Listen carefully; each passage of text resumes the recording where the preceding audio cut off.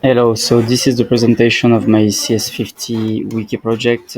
So first things first requirement was slash wiki slash the name of the page.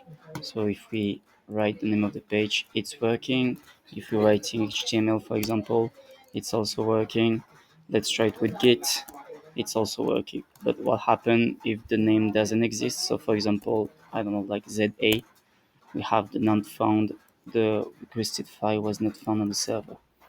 That was the first requirement. Then the second one, the index page. So as we can see, we have all the existing Markdown files that are clickable as links. So it's just the title of each one. If we click on Python, for example, we have the page that is displayed. If we click on HTML, and as we can see, all the Markdown files um, they have been converted into HTML files. So that was the second requirement. Then the search bar. So the search bar, if you write CSS, it's working. If you write HTML, it's working. Now let's say that we just write two letters, but these two letters are contained into one of the title. For example, we submit and we can see that all the pages containing our query, like Django, are displayed. So here Django, but if you write something like, I don't know, like df, it's not going to be contained in any of our Markdown files, any other title of the Markdown files. So if we submit, we have no pages that are displayed.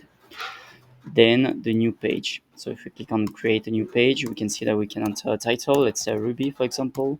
Let's say we give it a title Ruby in a Markdown content, and then we can say Ruby is a programming language, like this. And if I remember well, we can add those two. Save page, and in fact we have the page that is created. So if we go back home, we can see that Ruby is here, and we can see that the Markdown content was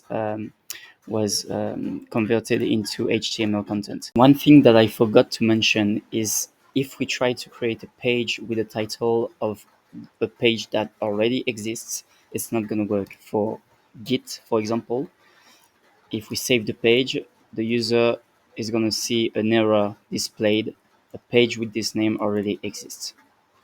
Then we can edit each page. So if we click on edit the page, we have the title of the Markdown content that is displayed, and we have the HTML of the content of the page. So for example, if we want to add a second title like H2 and say, I don't know, instead of putting Ruby as a programming language here, we can put it in the second title.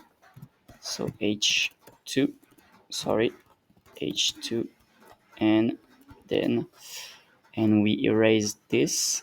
If we save it, we'll have the first title and the second title. So it seems to be working pretty well. We can see Ruby is still here. And then the last requirement was the random page. So if we click on random page, we have each time a random page that is selected into all the Markdown files that exist right now. So that was the presentation of my CS50 wiki project. Thank you.